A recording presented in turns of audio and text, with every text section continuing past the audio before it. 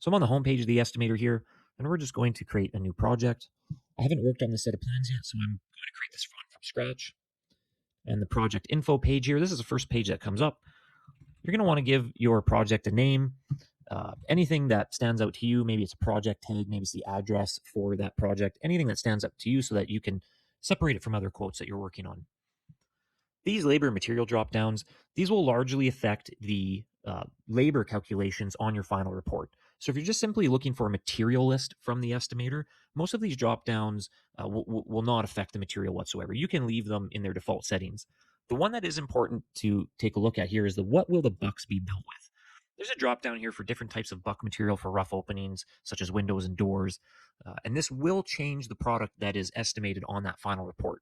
So for the sake of this test here, we're going to leave it on Element ProBuck because we want to quote the Element ProBuck material.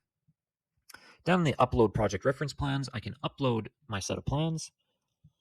These are the plans that we're going to be taking a look at. Very simple set of plans, 8 corners, below grade foundation, a few egress windows here. Once I've got those uploaded, I can select next. My quote info page here, you're going to want to, again, just name this with whatever naming convention that you prefer to use for quotes. I might just say this is the first quote that I've done on this date. Your currency and location, that's going to be determined on where this project is. We might say this one is going to be quoted in US dollars for a United States of America project. I can upload a custom logo here, maybe my company logo. This will add a little bit of customization to that final PDF report. I can fill out my customer information here, their name, their company, phone number, etc. Or if I've previously done an estimate in the Element ICF Project Estimator for them, I'll be able to find them by hitting Select Customer here. So this is based on previous quotes I've done, so I can quickly populate their information. Because I have previously done estimates, it does remember the information that I've put in about myself, again, because I'm working inside of my Toolbox account here. So once I'm happy with my quote info here, I can select Next. We're always going to need at least one building part. It'll all automatically create us a wall section because we also always need at least one wall section. I'm going to name this Foundation. Just want to make it very clear on that final report what it is that we were quoting. So based on that set of plans, our wall type is going to be below grade since it's a deep foundation. I'm going to select the preformed Element ICF system. That's your solid or your fixed Element ICF. It was indicated on the plans that that's an 8-inch core. There's actually a couple of different ways that I can take a look at that set of plans because I've uploaded it. I can select the upload plan button here and I can scroll through, or I can actually look at my wall section and the plan side by side. So I can look at my wall section details. I can navigate page by page. I can zoom in on certain details. I've actually currently got this open on a second screen here, so we're just going to focus on the wall section details. It's indicated on my plans that that wall height is 9 foot 4 inches tall. We see here on the right-hand side, the courses calculator here will let us know how many full courses of 16-inch tall Element ICF that 9 foot 4 is going to work out to be. In my wall length here, I've got a couple ways I can enter this. I can either manually calculate with a calculator on my desk or a notepad, and I could enter the linear feet of wall here, or I can use the handy wall length calculator.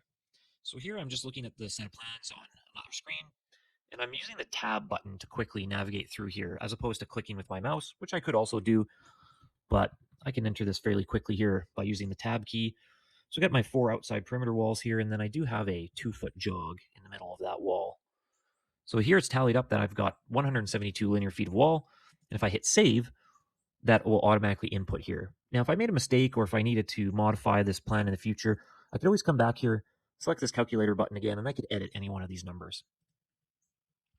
Based on that set of plans as well, we've got 6 outside corners and 2 inside corners. So that is important to let the estimator know so it quotes us the correct number of corner forms.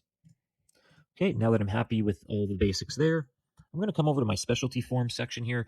This is where we can enter things like taper top forms, brick ledge forms, double taper top forms, double brick ledge forms. In this case here, again, we're going to stick with the preformed specialty forms because I'm going to select a taper top for the top of this foundation. It's a very commonly used form at the top of ICF walls, either transition to wood framing or rafter systems. Because I've already put in the details about the length of my wall and the number of corners, it automatically carries that over, so I don't need to re-enter any of that data. This question here is asking you whether or not you would like to site cut or miter or create corners out of those taper top forms on site, or whether you will be using preformed 90-degree Element ICF corner forms. That's what I'm going to select here. That's the default. It's most common. So the expectation here is if I'm installing this one, that I am going to cut a taper into those corner forms. Lastly, here in my window openings, I did have 4 egress windows. Each one of those was 5 foot, 0 inches wide, 5 foot wide, and a RO height of 2 feet 6 inches. And there were 4 of those in that set of plans. So I don't need to enter these one by one. If we have repeating window or door sizes, we can just let the estimator know how many of those there are. So now I basically have everything important that I need in this estimate. I can select next, and I'm going to see my first report here. So here we see that it has offered us 34 tabletop forms, 56 corner 90-degree forms, and 195 standard forms. If I click through here, I'll also see it's quoting me 60 feet of buck material in order to form those rough openings. And we could click through and see some other things that suggest that we might need around 250 to 300 zip ties. But we're going to go back here to our wall section. I can do that by going over the left side here and selecting on building parts.